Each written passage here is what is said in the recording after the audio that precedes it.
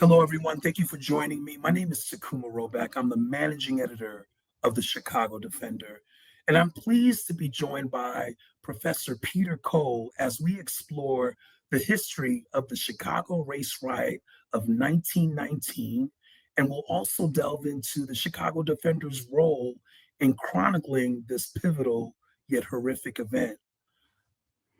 The first question I'd like to ask you, Professor Cole, is just on a personal level, what sparked your interest in wanting to study labor history and activism? Well, I'll try to be short, but thank you very much. It's always a pleasure to be with you and to speak with the defender. Um, you know, um, I believe that ordinary people have a lot more power if we work together. And I believe that unions are, as Martin Luther King Jr. once said, the greatest anti poverty program in the history of the country, right? And so I basically, as a young man, I started to think a lot about why is the world so unequal. It's unequal in a lot of ways, but one ways is that there's a few people who have a lot of wealth and many who have little. And I thought, how do you rectify that? Well, there's more than one possibility, but one way is actually if people are organized together in workplaces, we call those unions, that then they can often command greater power. And that literally will result in greater wages, maybe shorter work hours, maybe safer conditions, maybe less discrimination. Another way to think about that is that it's pulling wealth downward, right? And so the other big question in American history really is sort of why, in a country that preaches equality, that we've so failed to practice equality, right? And so I put those two things together in a lot of my research, essentially exploring how, in a very diverse society, we might do better, but also the problems that exist in our society based on inequality, not just racial inequality, but economic inequality, right? Of course, those two things are connected, right? And so that's why I choose to study interracial labor unions.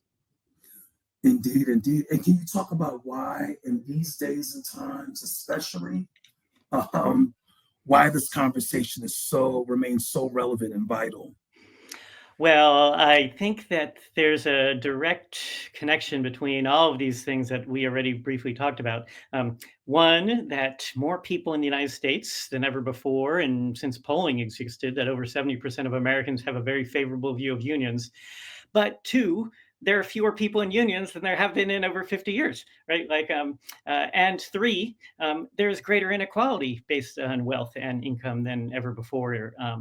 Going back to the 1950s, which was when 1 in 3 workers were in unions. By contrast, now fewer than 1 in 10 American workers in the private sector are in unions, right? And so, because workers are weaker, they earn less. Another way to think about that is that the owners are earning more, right? There's more wealth, but it's more concentrated, right? Why is that relevant now? Well, right now, actually, literally, the supposed wealthiest man in the world is working very hard to fire people, right? He's not using his wealth to sort of help the many. He's actually using his wealth essentially to sort of literally increase unemployment, right? And so, for me, the question is, how do we sort of stand up in those ways? Although voting matters, we only go to the polls every now and then, right? But workers also have power, and it's often an arena of struggle that we don't think as much about, right? But just again to connect it to the race matter, in 1963, everyone's heard of the March on Washington. The name of it was actually the March on Washington for Jobs and Freedom, right? And the essentially founder of that idea was A. Philip Randolph, who was sort of the most well-known and important Black labor leader in American history.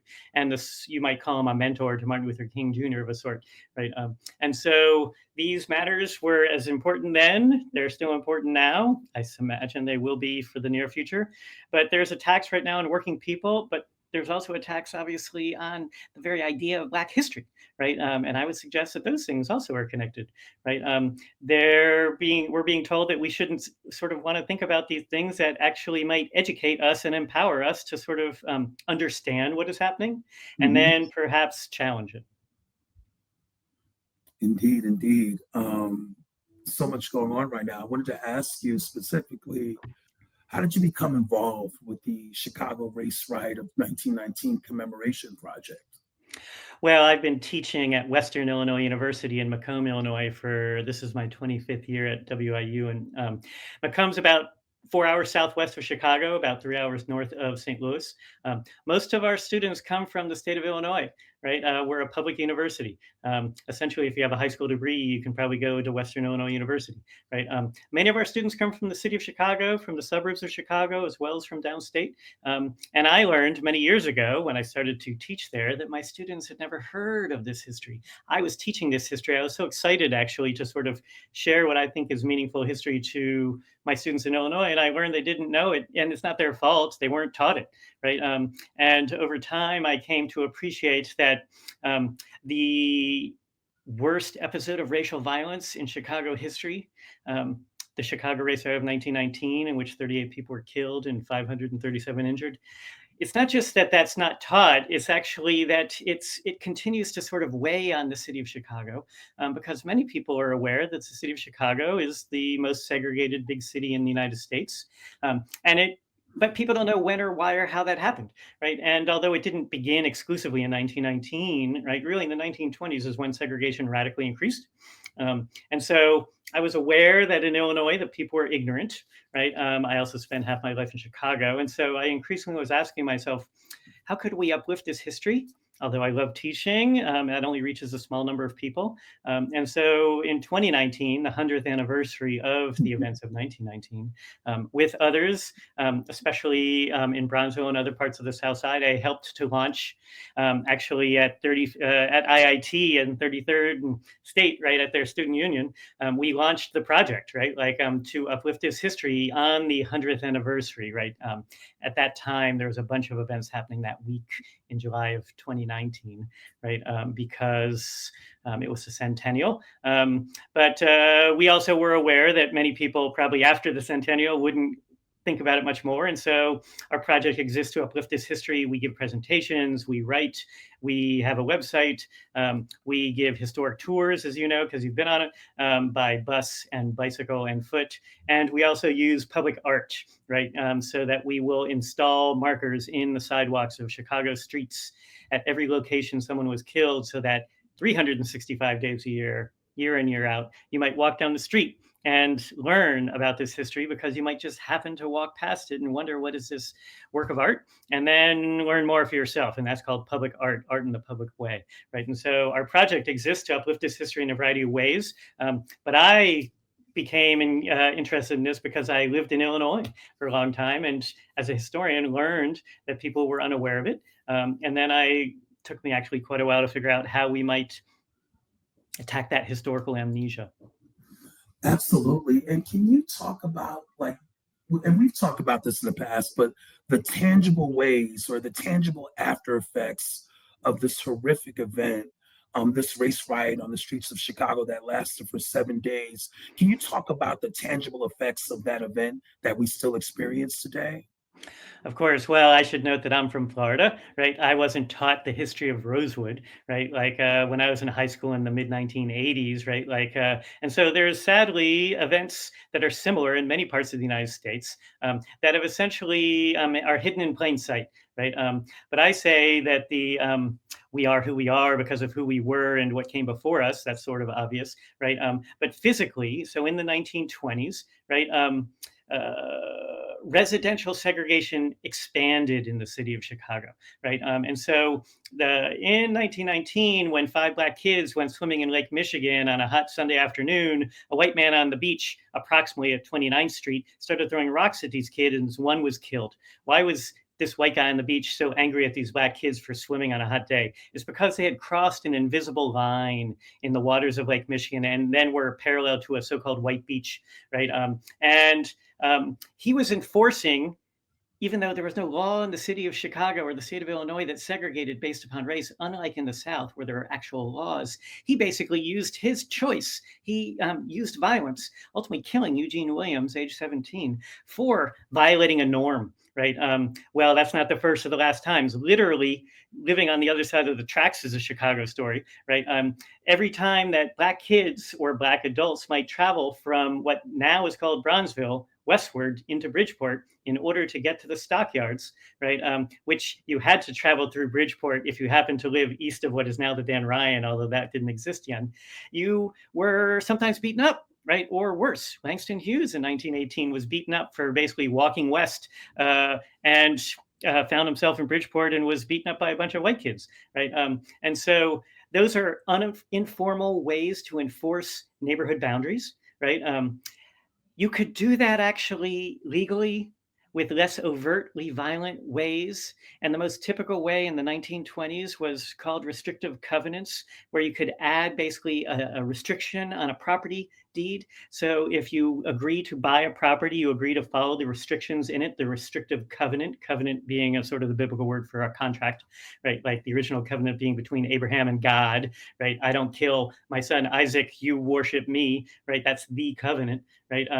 The restrictive covenants basically say if you buy this property, you agree to this restriction. That might say you do not sell, lease, rent, or allow people of color, Black people, Negroes at that time, right, to live here. Right.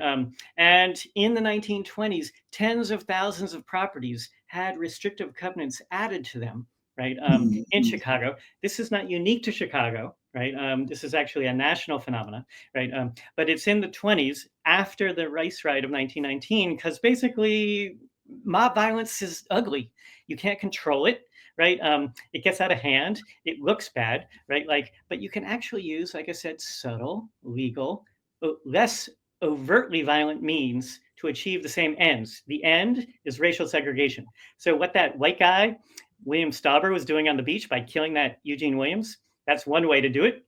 Or you could just put a restrictive covenant, right? Like, and that's what we saw in the 20s and 30s, especially all around the growing area that was called the Black Belt, which was where, of course, the Defender was based, right?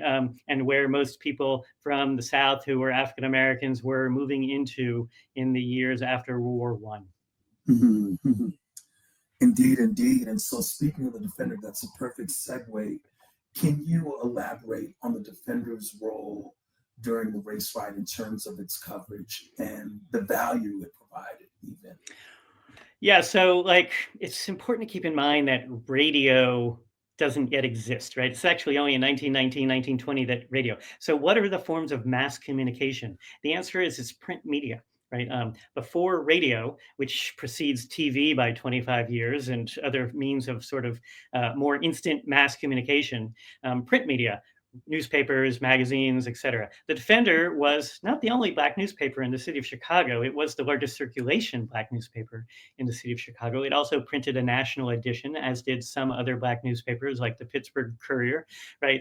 So that people in other parts of the country would read the Defender too, right? But in Chicago, it was widely read. Robert Abbott was the founder and the publisher, right? And he was at that time referred to as a race man, right? And a race man was someone who was an African American who basically was defended the race, right? And was an advocate for people of color, right? Not just for your own immediate family, right? But also sort of advocating on behalf of racial equality, right? And so the Defender, the name, right, isn't just sort of random, right? Like, is basically saying, well, we are here to sort of provide information for our community, the Black community, in what was then called the Black Belt, although that name was not given to the neighborhood by people of color, but in fact, it was given to it by white people who didn't like Black people. And Black was not a positive term in that era. It was only in the 1960s that the term Black started to become a term of affirmation, right? And so it was an insulting term, right? People called themselves colored or Negro, capital N, like the National Advancement for the National Association for the Advancement of Colored People, right? Founded in 1909, right? Like, so, you know, the Defender was provided information. Of course, famously, it was read throughout the South, right? And it encouraged often Southerners, say from Mississippi or other states in the South, to move north, where there were more job opportunities and you could be less poor. You might also be able to educate your kids. You could vote, which you could not do in the South, but you could actually do and did. Black men in 1920, then Black women joined them, right? Like you could vote, and you could maybe escape lynching, right? Well, that's true to a point, but obviously the Chicago race riot belies that point, proves that in fact racial violence was a national phenomenon, not just a regional phenomenon. Although it is true that most lynchings did happen in the American South. The fact that more and more African Americans continued to move to Chicago suggests that they believed that it was still, on average, a better decision than remaining in the South, even if the North wasn't the so-called promised land. But Abbott was a strong advocate for Southern Blacks to move north, Mhm. especially to Chicago. And so the Defender convinced many people. It ran job advertisements, right? It said you should be moving to a place where things are better. It published letters that described how Black people in Chicago had improved their lives, right? During the race riot, well, unfortunately, like rumors are rumors. And how do you get accurate information in a time of chaos on a moment's notice? And so no newspaper could really do an effective job.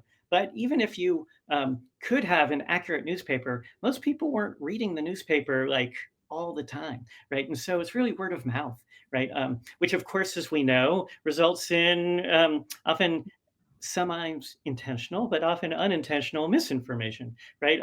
Oh, we've all played the game telephone where people sort of, gobble up and information when you pass it from person to person over 20 people whispering in an ear, right? That's basically no one knew what was going on. So during the race riot, there was no source of really accurate information. Of course, the city could have been doing a better job, but it didn't. The police could do a better job, but failed. They chose not to arrest the white man who killed the boy, right? Rumors spread, right? Neighborhoods started to become violent, right? Gangs of white people started to invade. Now, the Defenders are reporting on this, but I would give you money to say that the average person that week wasn't picking up the Defender and reading what's going on. They're actually hearing about it from their neighbors, what's going on, right? And we do also know that a number of papers conveyed false information, blaming Black people for instigating the riot, especially in the white press, right, which was the majority. And we also know that the police, well, 7 of the 38 people I think killed in 1919 were Black men killed by the police. No white people were killed by the police. But the police basically ultimately drew a line around the city of Chicago's Black neighborhoods. And in other parts of the city, there was almost no protection so that Black people, because Black people didn't only live in what is now Bronzeville, right, were also sort of subject to attacks, including mobs in the Loop on the near west side, further south in what now is Washington Park and Hyde Park, back of the yards, right, like Bridgeport. And so the Defender, I would say, tried to probably do a great job, I assume, but no one was really. The newspapers only could do so much, right, to sort of in that sort of moment of crisis. But again, because it wouldn't be easy to know what was going on in that time. And when you read the old newspapers, they're riddled with inaccuracies, right? Like I wouldn't say intentional inaccuracies, right? But I would say that like generally the newspapers had a very hard time keeping up with what was going on in that moment. Yeah. Indeed. But I would also say that, would you also say that for posterity's sake, it was important to have that coverage, even though people were not engaging with the Defender at that time? How did that coverage contribute to the latter understanding of what occurred on those 7 days in the summer of 1919 in Chicago? Right. So I'm a historian. It's often said that newspapers are the first draft of history, right?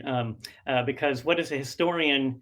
Not just a professional historian who gets paid. I'm lucky to get paid. Anyone who could sort of investigate the past. It's easier now than it used to be, right? You can go to, of course, Chicago Public Library, right, or go online, and you can read issues from then. And our presentations and our website, for that matter, like what do we have? We have a sort of the front page of the Defender, race riot sweep Chicago, right? Like, I mean, so you go back and you read these things, and well, it does provide you often with important information, right? But if you're able, if you're fortunate or lucky, or good, right? Well, hopefully you have more than one source of information to sort Mhm. of corroborate, right? Like any good reporter would do that. So, as historians, well, I want to see every newspaper that was publishing, including, well, there was back then too these wire services, right? And so you can read coverage in New York and Washington D.C. about what's happening in Chicago, right? You can also read not just the Chicago Defender, but there was a black wire service, right?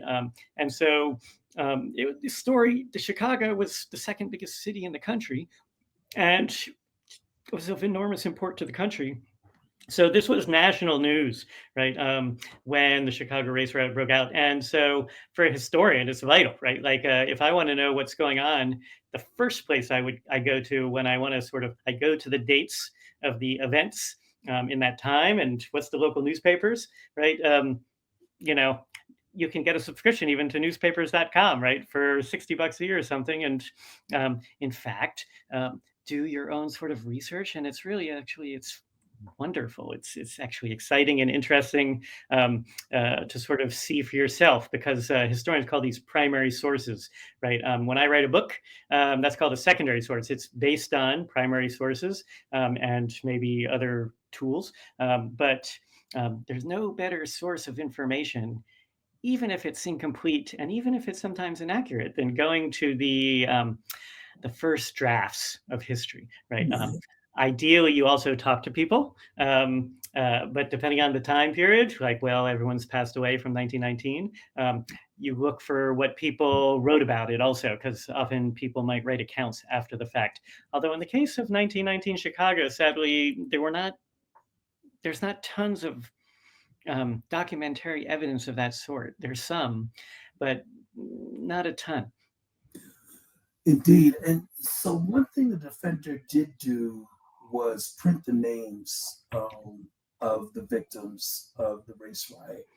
Can you talk about the import of that? Because another thing that Black media has done in the case of Emmett Till, especially, was when that incident first occurred, when that news first broke, the Black press was responsible for naming who Emmett Till was, revealing the historic picture that many say was the catalyst to the civil rights movement.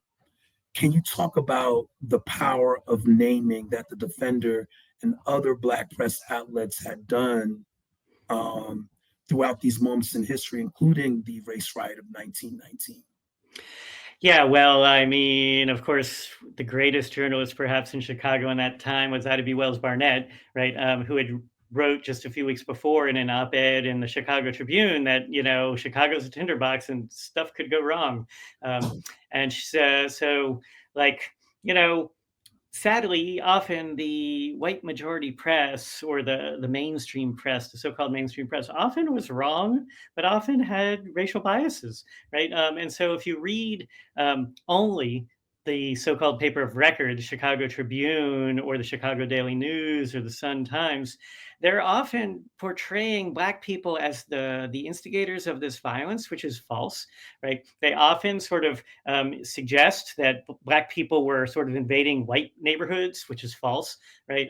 They often sort of glossed over that white people were in fact the perpetrators of the great majority, but not all the violence, right? And so the Black press basically is absolutely necessary in that time and still, right?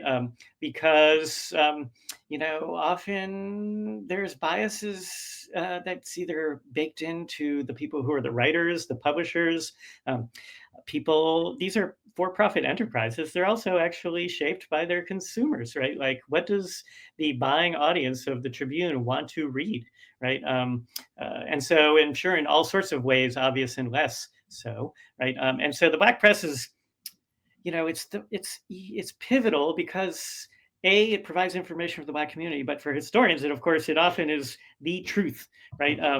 Whereas often the mainstream press is false, right? I mean, in the same way that for 75 years, white historians depicted slavery as not the main cause of the Civil War, right?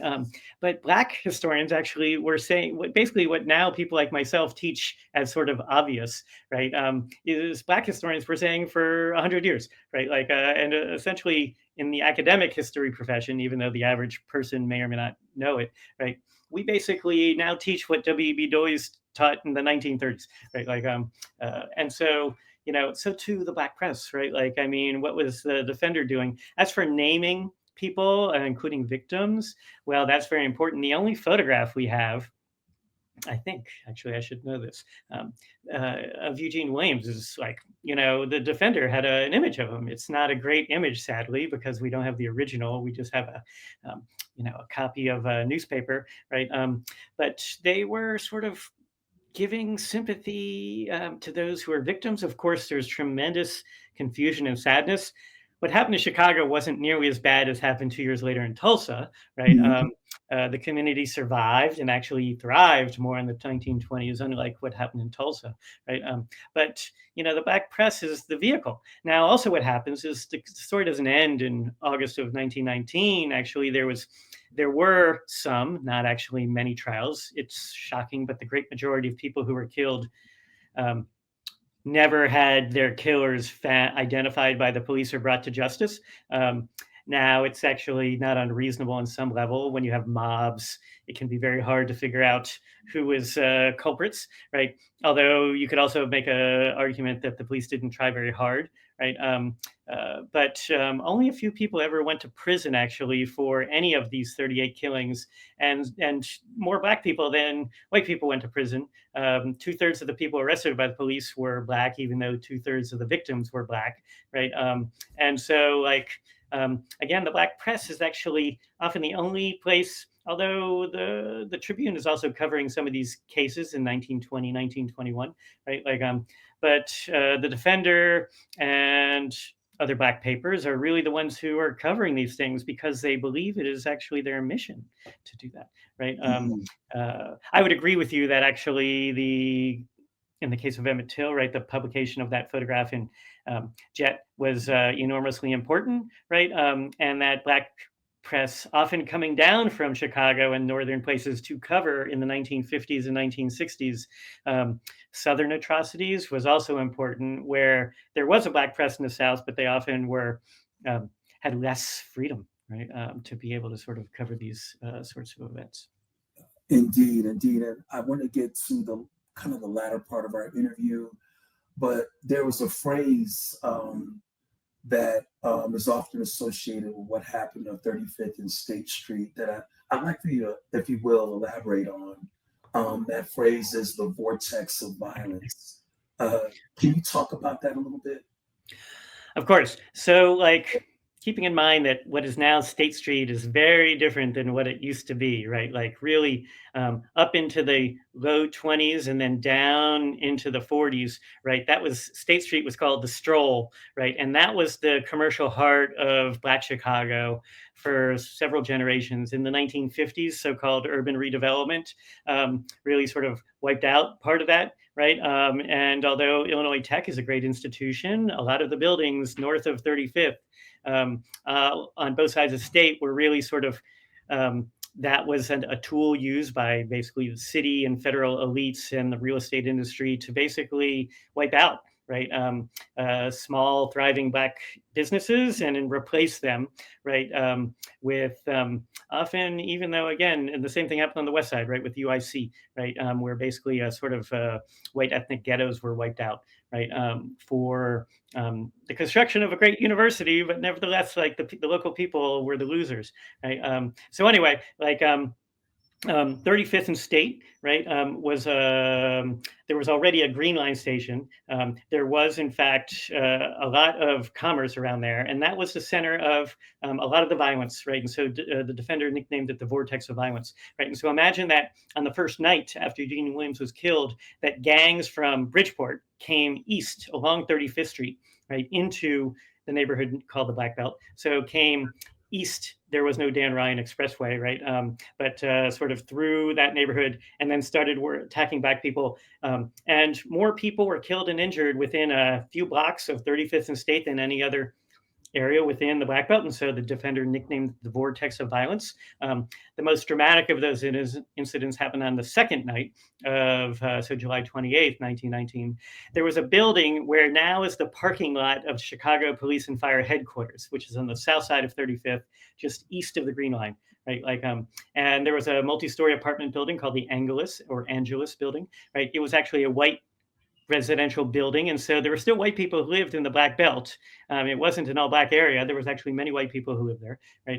That building, though, was an all white building. Rumors had circulated in the Black community that a Black kid might have been kidnapped or sort of injured by someone in that building. So hundreds of Black people gathered in that area, and police gathered too, and then ultimately opened fire on this crowd of Black people. And 5 people were killed within 2 hours. In the vicinity of 35th and State, 35th and Wabash, right? This is also just west of where De La Salle is, right? And so, 5 people were killed. This was called the vortex of violence, as you noted by the Defender, and that is why 38 people were killed in total. We will create 38 markers with our art studio partner in Garfield Park. Our artists are victims and survivors of violence, generally gun violence. And they're young Black men and women from across the city, not just the West Side. And Eugene Williams, right, was a 17-year-old Black kid killed, right, in 1919, right? And so our youth artists from Firebird Community Arts, who are glass blowers, our artistic markers are made of durable glass, layers of glass that are artistic, but then fused together and shaped like a brick, because a brick was also one of the weapons used by mobs during the violence, right? Each brick is unique, right? But 5 of them are installed, 1 for each person killed at the locations they were killed, right? And so right at the CTA Green Line, just on the northeast corner of 35th and State. I should note this is just, again, next to what is now Chicago Police Headquarters, although that was only built in 2000. It wasn't the headquarters back in 1919, right? That 5 of our markers are now there. So we started at the Vortex of Violence because it was the largest concentration of killings that happened in that week of violence. And we have nicknamed this, including our partner, Saida Taylor, who runs Organic Oneness, which is a Bronzeville-based social justice organization that Franklin and I are the co-directors, but Saida is one of our partners, right? We call this the vortex of healing, right? Because we put down these markers, not just to uplift and remember the past, but because our goal is ultimately to come together, that reparations first require acknowledgement of wrongs done, and atonement for them, right? Ultimately, though, our goal is actually not to punish the descendants of sort of white people who might have been around in 1919, but we want white people and all people to sort of come together, right? And so that's why we call it the vortex of healing, right? Sort of a play on the Defender's vortex of violence, because we believe that our art isn't just to teach people about the past, but to heal from the past. But we can't heal until we acknowledge the past, right? Forgetting the past or trying to forget the past has clearly proven a fail, right? We're still racially divided because we have denied the past, right? And so to heal from the past first requires that we own the past, right? And so our art, in some small way, might help with that healing process. And I'm glad you mentioned that, because there are theories around the power and import of public art. The public installation that you mentioned, can you talk about why it's necessary beyond what you've just said, and what purpose can it serve beyond acknowledgement, and even beyond healing? Yeah, well, I'm an educator, and so I happen to believe that knowledge is power. I know I'm not alone, right? In many cultures, actually, educators are deeply respected. Unfortunately, that's not the case right now in the United States of America. But I've spent a lot of time in Berlin and other parts of Germany. I also happen to be Jewish, right? But Berlin and Germany, right? have, when a lot of Americans think of Germany, the first thing they might think of is the Holocaust, right? Well, like not in the 1950s or 1960s, but starting in the 1990s and the early 2000s, many Germans who are the great grandchildren and grandchildren of the Nazi era started to own the history of the Holocaust, how 10 million people were murdered by the Nazi regime, Jews and gay people and Catholic priests and disabled people and Roma people and homosexuals and others, right? And this takes many forms. First of all, it's education through their schools. There's a lot of education about the Holocaust in German schools, right? But also, a number of concentration camps have been turned into free public museums, right? But also, there's a lot of public art in many German cities, including the capital, Berlin. In the heart of the capital, Berlin, there's a 5-acre monument whose name in English is Monument to the Murdered Jews of Europe. Right. Now, I always say, imagine if in Washington, D.C., between the White House and the Congress, there was a large monument to the near genocide of indigenous people. Right. Imagine if there was a monument to the enslavement of Africans that brought hundreds of thousands of people from Africa against their will and killed a lot of them, right? And raped a lot of them. Well, we don't have that, right? You have to imagine it in the United States because we have failed so far to sort of own this history. In fact, right now we're trying very hard to basically eliminate that, right? But in Germany, that's not the case, right? They've actually done a good job. Now, I should note that Germany's far from perfect. Just in their elections yesterday, 20% of German voters just voted for a neo-Nazi party, right? The Alternative for Deutschland, right? Which Elon Musk endorsed. But nevertheless, right, like 80% of Germans, I would say, apparently aren't Nazis, right? And there's a lot of Germans who believe this history is vital to understand, right? And one example of what a German artist did, whose father was a soldier in the Nazi German army, right? And he started to install small bronze plaques small brass plaques, excuse me, outside of the last known home of a Holocaust victim. So if you're walking down the streets in Berlin, you will stumble across a small plaque that says, "Here lived David Cohen, born 1899, murdered Auschwitz 1944." Just 4 inches by 4 inches, right? Sometimes there's several, right? And they're nicknamed stumbling stones in English, Stolpersteine in German. I've spent a lot of time in Germany, thanks to my partner who does research there among Syrian refugees, right?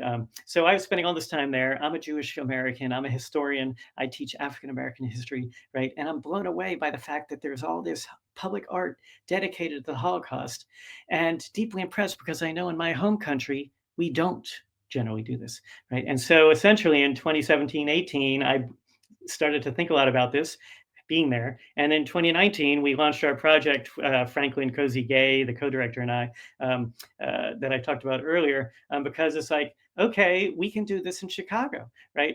We will have similar but different, right? One marker for each person killed.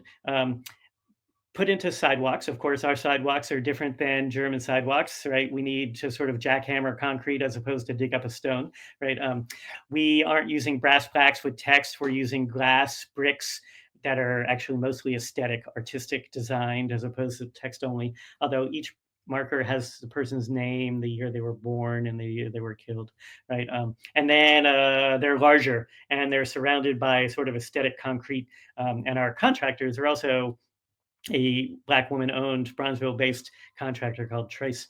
And so, like, our art studio partners, Firebird Community Arts, Trice, Organic Oneness, CR19, we started to sort of work together. We've gotten multiple grants from the City of Chicago's Department of Cultural Affairs and Special Events. And last summer, at our anniversary event, Mayor Johnson was there to sort of formally unveil them, right? Like, so the first 5 at the vortex of violence, now the vortex of healing. We still have 33 markers to go, which this spring and summer, we will begin installing the next wave of maybe 15 markers in May, June, right? And then we hope to do the bulk or the remaining, I should say, in the fall of 2025, or at least that's what we've told the city of Chicago's art division, who is giving us most of the money to create the art and install the art. Most of our money actually goes essentially to pay the artists and the art studio and the contractors, right? Like Franklin, Cosey-Gay, and I, and this is a volunteer. This is a project for us. We are passionate about it, but it's not our work, right?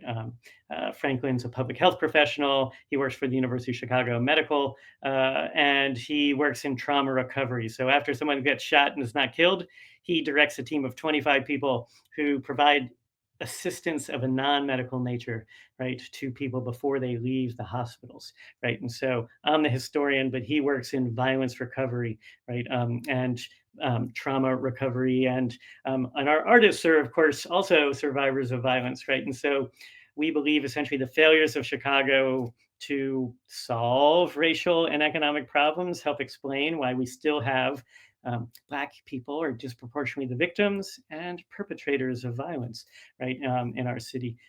And so we believe that this art project, in some small way, can help basically resolve some of these unresolved problems. I'm down to my final couple of questions here.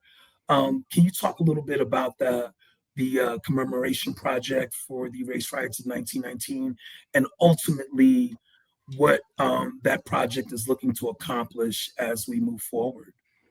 So when we began in 2019, our goal was to sort of create these public art, and I stupidly, naively thought that we'd be done in a year, right? My friends Michelle Duster and Dan Duster, who are the great grandchildren of Ida B. Wells Barnett, who helped, among other things, to create the Light of Truth Monument for Ida B. Wells in Brownsville. Well, Michelle told me once, she's like, "Well, it took us 13 years," and I'm like, "Oh boy," right? Like, so.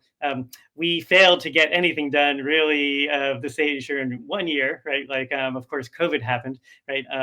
But so we hold an event every year around the anniversary of the events of 1919, generally on a Saturday in late July. This year it will be Saturday, July 6th, 26th, Saturday, July 26th. We've moved around, but IIT or Chicago Military Academy, basically on one side of 35th or the other, is where we begin and end our events. We remember this history in a variety of ways, but the centerpiece of our anniversary events, but we also do this at other times of the year on demand, is we give tours. Right. And so we give tours where we give walking tours of 35th Street, but more typically we give bus tours or bike tours, right? We especially love to do it by bicycle, although we appreciate not everyone wants to or is able to bike, right? But, on our anniversary event for the last 3 or 4 years, we've done it for 6, right? We get approximately 300 people on bikes, right? And we start and end in the same place, 35th and State, at the Vortex, right? And then we bike together in a very slow pace, and we stop at a number of locations along the way in Bronzeville. Generally, our first stop is the Defender's old office on Indiana, just north of 35th Street, right? And we then go into Bridgeport. So we cross over, it depends, but usually on 33rd Street, right? Now, we believe it's very important to understand that the Dan Ryan Expressway didn't exist.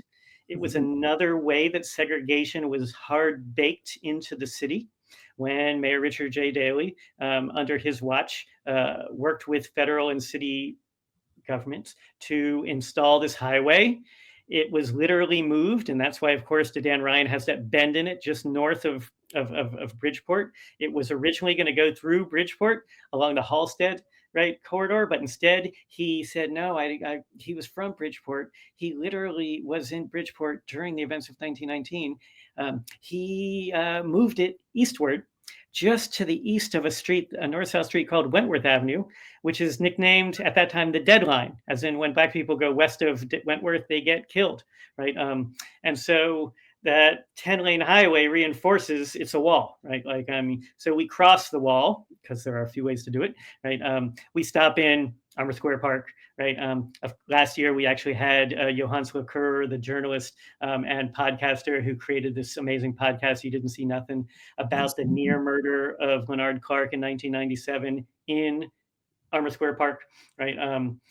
We go to also the Union Stockyards because economic matters are really important to the issues in 1919, and so we go to the what was the largest employer of Black labor in Chicago in 1919. Um, uh, Whatever, just west of Halstead at Exchange or Route, right? We do these tours. We love giving these tours, right? So we give tours. If anyone wants to, is watching this, us to do a tour for your church, for your school, for your community group, please contact us. Right. Of course, we also do presentations to schools, to churches, to universities, virtually and in person. Our website, we have what you were saying earlier about what Black newspapers were witnesses to and named names. We are the only place in the world where all 38 people who were killed, 23 Black and 15 white, where we have short biographies where we researched as much as possible and described the events of their last moments of life, right? That are on our website, right? We also hope to do something greater for Eugene Williams, right? And so the first person killed will be the last person we honor, right? Near the lakeshore. And we would love to do something much more grand, right? We'd love for this area to be called Eugene Williams Plaza or Eugene Williams Square, right? 29th and Lakeshore. We'd love for there to be some sort of place where people could go to remember their lost people, maybe due to violence, right? We'd love it if this honored all victims of racial violence, but also just violence generally, right? We also are aware that our vision is sort of grown over time for what we might do at Eugene Williams Square, right?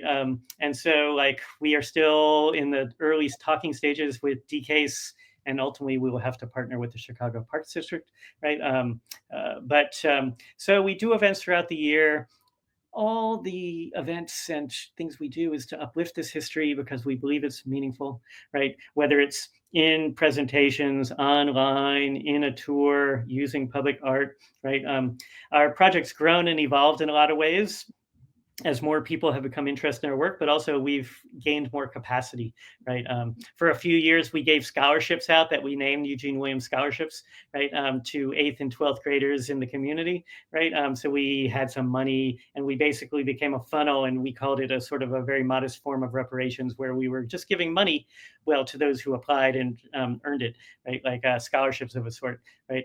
But we want to also turn Eugene Williams as an example of someone who we do not just remember for being killed, but for more than that, right? Like in the same way that it would be nice if we knew more about George Floyd, right, than simply that he was murdered, right? Although that's meaningful, he was more than that, right? Like so to the people who were killed in 1919, right? They all were individuals. That's why we have one marker for each of all 38, or will have one marker for all 38. Wow. Thank you for that. Very powerful. Last question. Is there anything else you'd like to add? Well, I would add that anyone who's moved, please contact us because we need help, right? Like, I mean, we are a volunteer-driven project. Our artists are getting paid, our contractors get paid, but there's endless work to do, and there's other people who have ideas that I haven't even thought of yet, right? Like, or we have some things that we'd love to do and we haven't been able to do them. We'd love more people to sort of be involved in our tours. Right now, Franklin and I and our third team member, Miles Francis, right? We do all the tours. Saida, our Firebird, our art people are amazing, right? But anyone who wants to sort of contribute to the community, they would learn, they would also sort of be empowered. We'd especially love it if young people, Miles is actually only about 30, Franklin and I are in our 50s, right?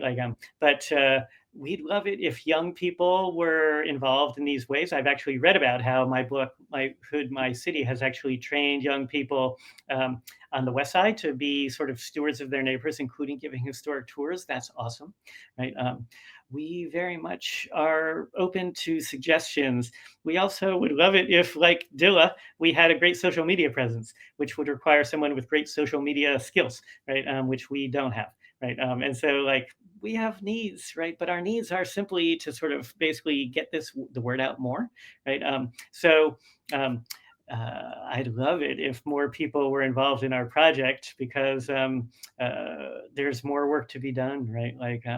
I just those that say that I have learned so much about the city of Chicago and met so many great people in Chicago through the course of the work that I do. Right. I mean, I live in Chicago half of my life.